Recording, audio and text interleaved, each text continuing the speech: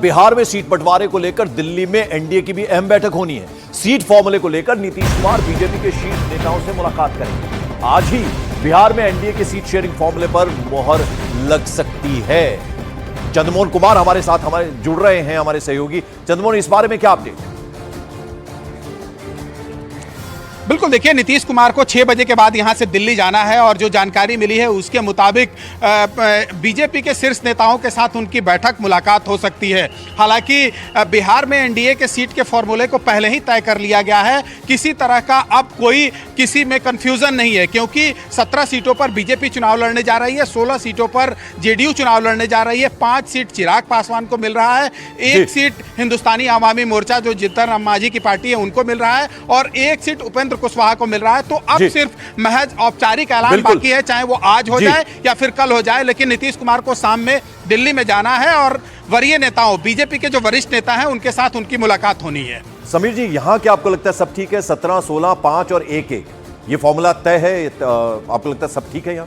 बिल्कुल, मुझे लग रहा है कि जिस दिन नीतीश कुमार एनडीए में आ गए थे, बिहार की राजनीति के अंदर सरकार में शामिल हो गए थे भारतीय जनता पार्टी के साथ, उसके बाद से तय था कि गठबंधन भी आराम से होगा और मुझे लग रहा है गठबंधन लगभग इनके बीच में हो गया है। 1-2 सीटों को लेकर जरूर अदला बदली हो सकती है कि जहां से पिछली बार नीतीश कुमार की पार्टी जेडीयू लड़ी थी, वहां से इस बार भारतीय जनता पार्टी लड़ सकती है।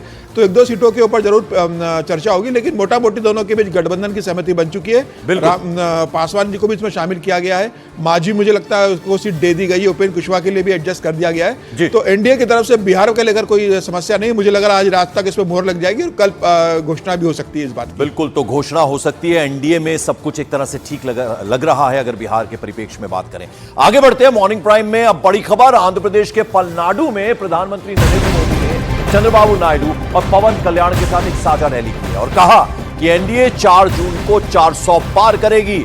वहीं प्रधानमंत्री मोदी ने परिवारवाद को लेकर विपक्ष पर जोरदार हमला बोला और इंडिया गठबंधन पर परिवारवाद की पॉलिटिक्स का आरोप लगा दिया।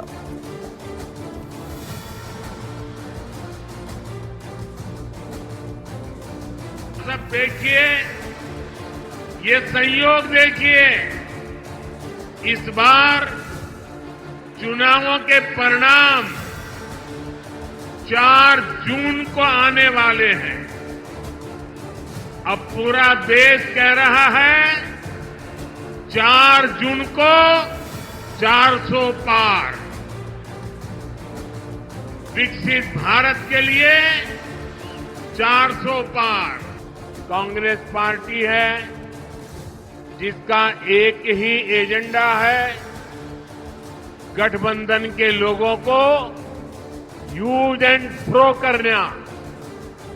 आज कांग्रेस को भले ही मजबूरी में इंडी अलायंस बनाना पड़ा हो, लेकिन इनकी सोच वही है। ये बीजेपी है, एनडीए है, जो हमेशा पार्टी लाइन से ऊपर उठकर देश के लिए समर्पित नेताओं का सम्मान करती है। समीर जी, दक्षिण जो है, दक्षिण भारत मुश्किल कड़ी है कहीं ना कहीं बीजेपी के लिए। ये बात प्रधानमंत्री नरेंद्र मोदी भी जानते हैं, लेकिन चलना जरूरी होता है, तब जाकर मंजिल मिलते। तो ये कोशिश शुरू हो गई है, 4 जून 400 पार, ये नारा प्रधानमंत्री ने दे दिया यहां पर। बिल्कुल, दक्षिण भारतीय जनता पार्टी के लिए एक चुनौती रही, लेकिन आप देखेंगे दक्षिण से के राज्यों से 131 सीटें आती है और भारतीय जनता पार्टी ने कर्नाटका से पिछली बार 28 से 25 सीटें जीती थी। तेलंगाना में 17 में से 4 सीटें भारतीय जनता पार्टी को मिली थी। अब भारतीय जनता पार्टी मानकर चल रही है कि इस बार हमें, अब आंध्र प्रदेश में उन्होंने तेलुगु देशम पार्टी के साथ समझौता किया है जिसमें पवन कल्याण की पार्टी शामिल है। भारतीय जनता पार्टी का फोकस तेलंगाना में अपनी सीटों को बढ़ाना है। आंध्र प्रदेश में तेलुगु देशम के साथ मिलकर 2 या 3 सीटें जीतने की स्थिति में भारतीय जनता पार्टी आना चाहती है और इसके अलावा तमिलनाडु के अंदर भारतीय जनता पार्टी बहुत फोकस कर रही है और केरल भी भारतीय जनता पार्टी के टारगेट में। तो मुझे लग रहा है कि इस बार भारतीय जनता पार्टी तमिलनाडु में बेहतर प्रदर्शन करेगी, केरल में करेगी और दक्षिण के जो परिणाम आने वाले हैं वो भारतीय जनता पार्टी के लिए बहुत सुखद परिणाम लेकर आएंगे, मुझे लगता है 4 जून को। बिल्कुल। और बड़ी खबर महाराष्ट्र से आ रही है, जहां इंडिया गठबंधन की रैली के दौरान कांग्रेस नेता राहुल गांधी ने बीजेपी पर और खास तौर पर प्रधानमंत्री नरेंद्र मोदी पर जमकर हमला बोला। मुंबई में कांग्रेस की भारत जोड़ो न्याय यात्रा के समापन पर इंडिया गठबंधन के कई नेता एक मंच पर एक साथ इकट्ठा हुए थे और गठबंधन के बाद हुई पहली साझा रैली में राहुल गांधी ने बीजेपी को निशाने पर ले लिया। लेकिन इस दौरान उन्होंने एक ऐसा बयान दे दिया जिस पर अब विवाद होने लगा है। राहुल गांधी ने हिंदू धर्म से जुड़े शक्ति शब्द का हवाला देते हुए कह दिया कि वो शक्ति से लड़ रहे हैं और उन्होंने बीजेपी पर शक्ति का गलत इस्तेमाल करने का आरोप लगा दिया। शक्ति शब्द होता है, हम शक्ति से लड़ रहे हैं, एक शक्ति से लड़ रहे हैं। अब सवाल उठता है वो शक्ति क्या है? जैसे किसी ने यहां कहा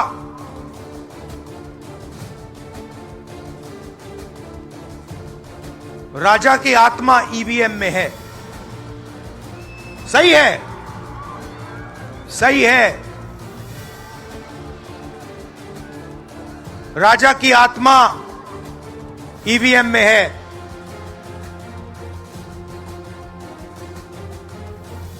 हिंदुस्तान की हर संस्था में है, ईडी में है, सीबीआई में है, इनकम टैक्स डिपार्टमेंट में है। और राहुल गांधी ने जो कहा उस पर बीजेपी ने पलटवार किया। बीजेपी के अमित मालवीय ने राहुल गांधी के इस बयान को सनातन के अपमान से जोड़ दिया।